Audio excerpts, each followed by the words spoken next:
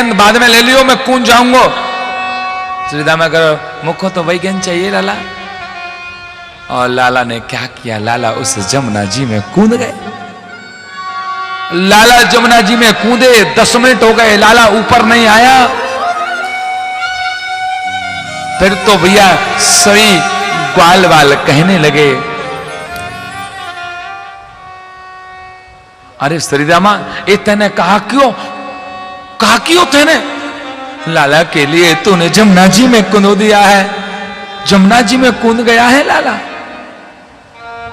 श्रीदामा मधुमंगल दौड़ते हुए श्रीदामा लकड़ी को लेकर के लंगड़ता हुआ मां के पास में गया। यशोदा खल्लड़ से कुछ पीस रही थी और श्रीदामा आया, अरे मैया मैया मैया।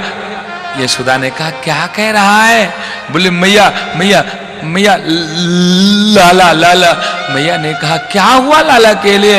मैया मैया अरे क्या हुआ? लाला जमुना जी। मैया ने कहा लाला तो जमुना जी डेली दिन जाता है। बोले नहीं मैया, लाला जमुना जी काली दह में गिर गया है। मैया के हाथ से खल्लड़ छूट जाता है और मैया रोने लगी, अरे कैसे गिर गया है लाला?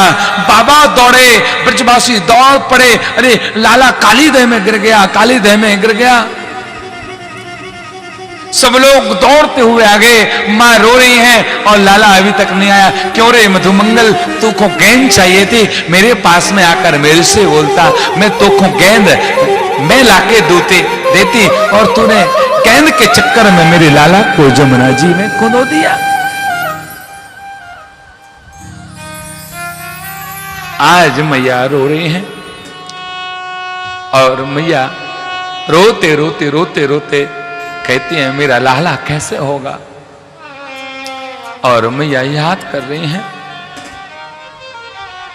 एक दिन मैया ने लाला के लिए थोड़ा सा डांट दिया तो कहते हैं लाला रो करके, मैया मैं तो से कभी बात नहीं करूंगा, तू अच्छी ना है, तू बिल्कुल ठीक नहीं है। और लाला रोते हुए फिर बाबा के पास में गौशाला में चले जाते हैं। जाने के बाद में रात्रि के 8 बजते हैं। कन्हैया गौशाला में रो रहे हैं और यहां रात्रि 8 बजे तो यहां मैया रो रही है, लाला दिन के 12 बजे से नहीं आया है, बहुत देर है गई है, लाला को देखा नहीं है, लाला गौशाला में भूखा होगा, कैसा होगा। और बाबा से लाला कहते हैं, बाबा मुझको मेरी मैया की याद आ रही है। बाबा ने कहा देख लाला रात्रि के 10 बजे गए हैं, अब तो को हम घर नहीं छोड़ पाएंगे।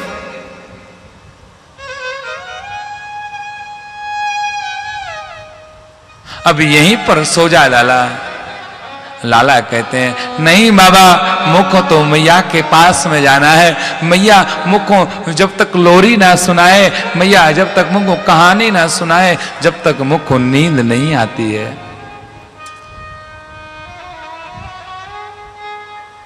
और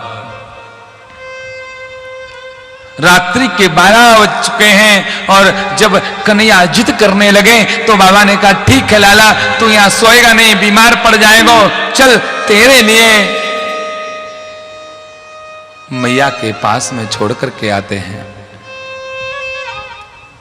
और 12 बजे जैसे ही लाला के लिए बाबा छोड़ने के लिए आए तो यशोदा सोई नहीं, दरवाजे पर बैठी थी और निहार रही थी लाला कब आएगा कब आएगा।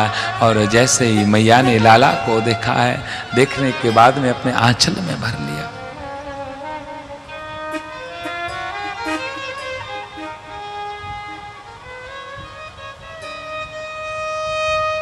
इतना प्यार करे ना कोई माँ करती है जितना, इतना ख्याल रखना कोई। माँ रखती है जितना, कोई नहीं परदेश में मेरा, किसको हाल सुनाऊं। कोई देखिए, जब एक किसी माँ का बेटा हॉस्टल में रहता है या बाहर रहने लगता है, तो एक माँ अपने बेटे से कहती है कि कोई नहीं परदेश में मेरा,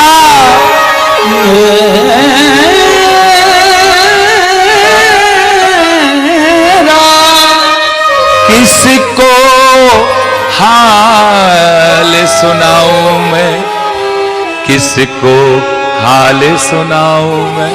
और माँ कहती है दूर हूं मैं, मजबूर हूं मैं,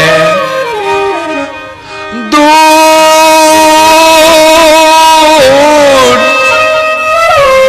दूर हूं मैं, मजबूर हूं मैं, और तेरे पास मैं कैसे आऊं मैं, तेरे पास मैं कैसे आऊं। एक सच्ची माँ रहती है तो अपने बेटे से कहती है कहे माँ, और माँ कहती है बेटा।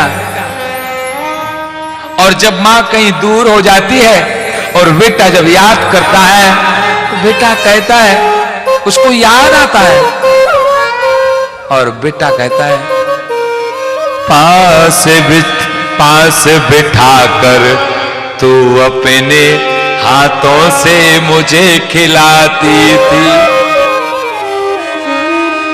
मैं तो सो जाता था माँ पर तुझको नींद न आती थी, मैं तो सो जाता था ओ माँ,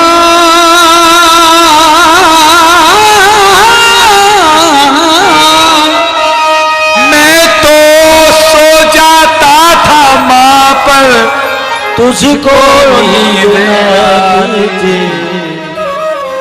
क्यों?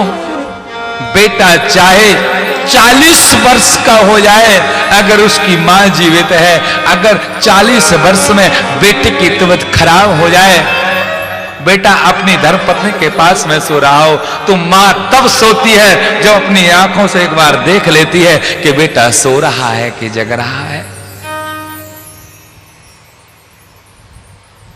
और फिर बेटा कहता है मां मुझ पे बहुत एहसान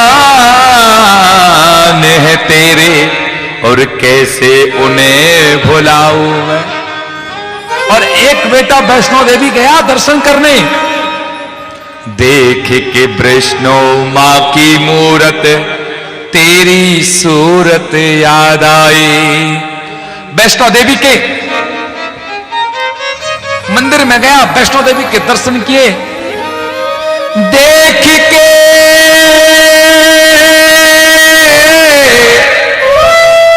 वैष्णो मां की मूरत और तेरी सूरत याद आई। सच कहता हूं अब तेरी हर एक नसीहत याद आई। तू